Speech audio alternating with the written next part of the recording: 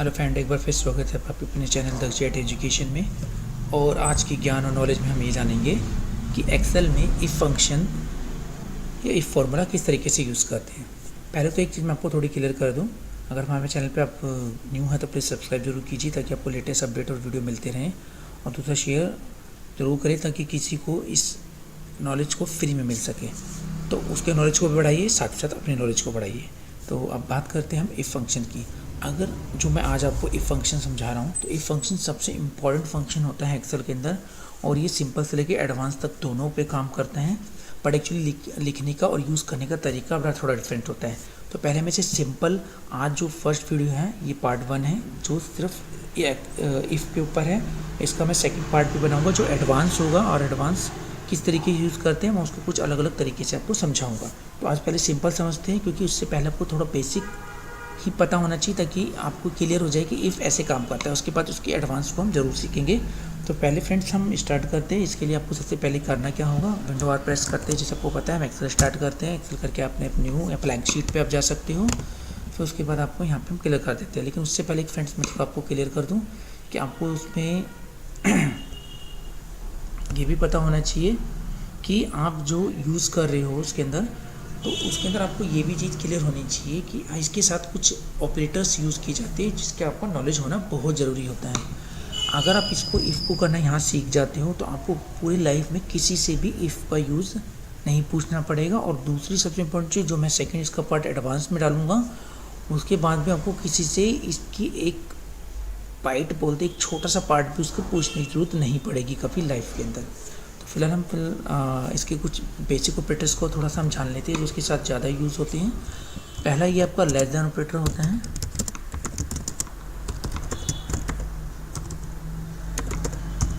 फिर उसके बाद आपका एक ग्रेटर देन ऑपरेटर होता है।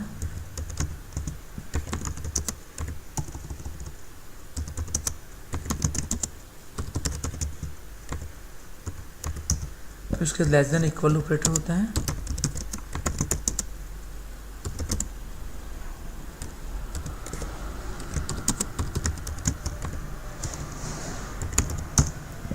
फिर ग्रेटर देन इक्वल ऑपरेटर होता है।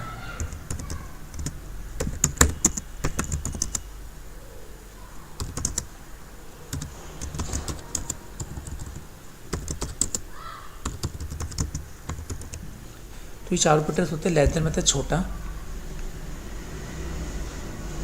और ग्रेटर देन मतलब बड़ा, और लेस देन इक्वल ऑपरेटर का मतलब होता है छोटा और बराबर तक। ग्रेटर देन इक्वल का मतलब होता है बराबर और बड़े। तो इसमें हम जनरली इसको एक एग्जांपल से भी क्लियर कर लेंगे। पहले आप देख लेते हैं इफ़ का सिंटैक्स और लिखने का तरीका, किस तरीके से लिखा जाता है और क्या उसके अंदर कंडीशन होती है, इसका फॉर्मेट क्या है, उसको हम एक बार सीख लेते हैं। सबसे पहले यहाँ पे हमें इफ़ लिखना होता है।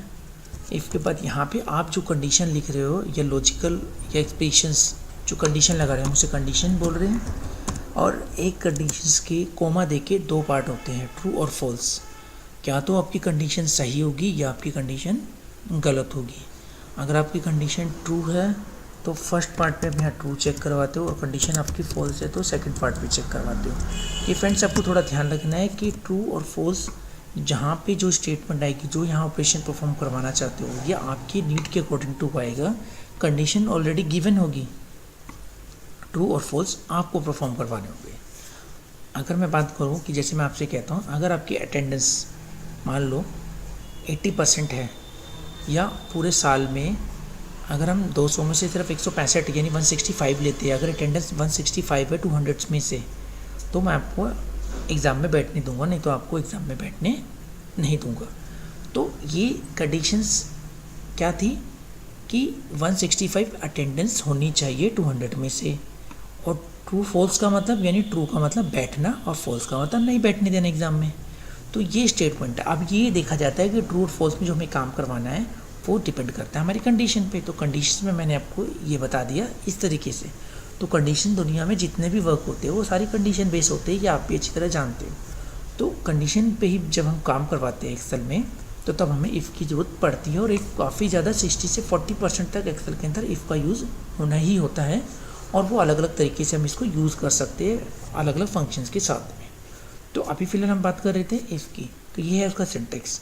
अब एक काम करते हैं, पहले सिंपल सा एक यूज़ करते हैं, लिखते हैं यहाँ पे, मान लेते हैं इफ़ लिखा, पहले इक्वल का साइन लिया, फिर इफ़, फिर उसके बाद यहाँ पे पैरेंथेसिस स्टार्ट करा। पैरेंथेसिस के बाद हमने यहाँ पे मान लो लिखा कि 45 इज़ लेस देन, 45 छोटा है मान लो 100 से, कोमा, तो मैं चाहता हूँ आ जाए वहाँ पे येस।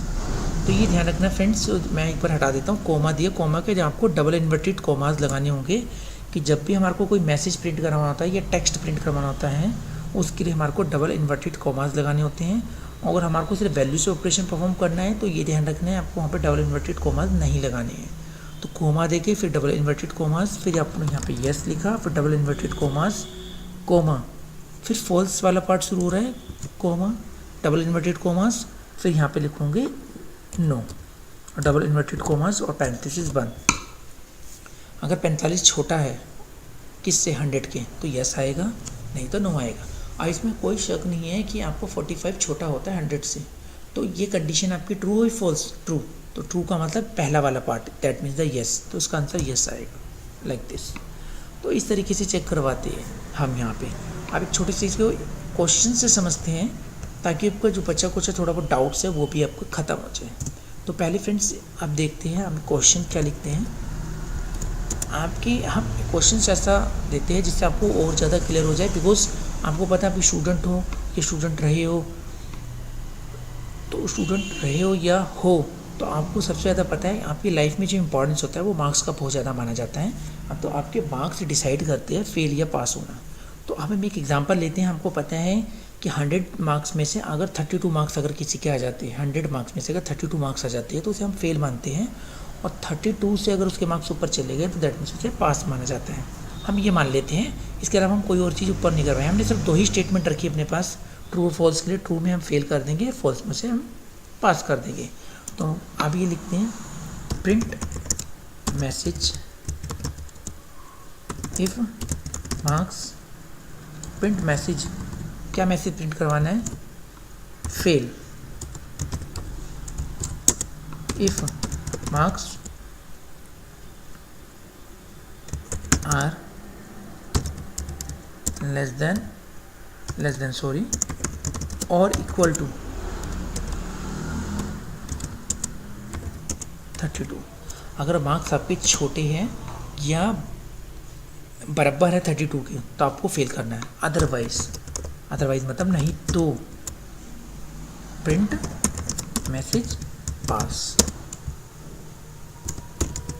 अब फ्रेंड्स इसमें क्या है कि आपको क्लियर हो गया कि हमें यहाँ पे एक तो ये चीज़ कि हम इसको जो ऑपरेशन परफॉर्म करवा रहे हैं वो ऑपरेशन परफॉर्म करवा रहे हैं मार्क्स के ऊपर, तो हमारी जो फील्ड में एक नाम आएगा वो आएगा मार्क्स, और हम बना के रहे रिजल्ट, तो सेकंड जो फील्ड या कॉलम में नाम आएगा वो आएगा आपका रिजल्ट।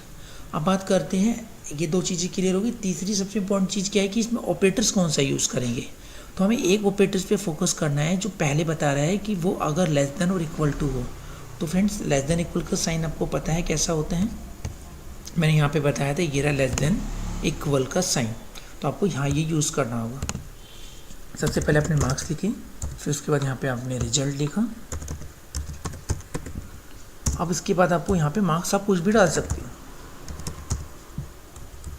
ठीक है फ्रेंड्स। अब यहाँ पे आपको रिजल्ट के अंदर सबसे पहले इफ फंक्शन को इम्प्लीमेंट करना है, तो इसमें बिना किसी डाउट के आपको इक्वल का साइन, इफ, पैरेंथेसिस, और आपकी जो मार्क्स है वो आपके I8 के अंदर है तो I8 ले लेंगे।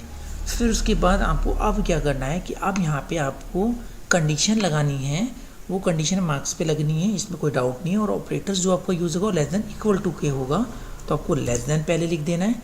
ये लेस देन का साइन होता है जो उल्टे हाथ का होता है, इसे हम लेस देन का साइन बोलते हैं छोटा, और इक्वल का मतलब ये, और किसके 32 के। तो ये है आपका लॉजिकल टेस्ट जिसे हम कंडीशन बोलते हैं। कॉमा, अगर ये टेस्ट जो मैं दे रहा हूँ अगर ये मेरे को चेक करवाना है और ये मैच हो जाए तो यहाँ पे डबल कोट में डबल इन्वर्टेड कोमास क्यों ले रहे हैं, क्योंकि ये मैसेज है तो यहाँ पे फेल लिख देंगे। अगर इतनी ये कंडीशन मैच हो जाती है तो मैसेज आना चाहिए फेल का, कोमा, डबल कोट में, नहीं तो क्या आ जाएगा पास, यानी कि 32 से ऊपर मार्क्स चले गए, अदरवाइज मतलब 32 से मार्क्स ऊपर चले गए तो सेकंड पार्ट जो आपका है वो है पास का, तो वो मैसेज प्रिंट हो जाना चाहिए। आप हमेशा ब्रैकेट को बंद करते हैं और एंटर करते हैं।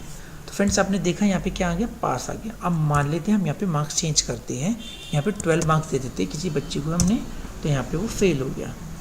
तो फ्रेंड्स ये है तरीका यूज़ करने का। आप एक काम और करते हैं, यहाँ पे मार्क्स डाल लेते हैं कुछ,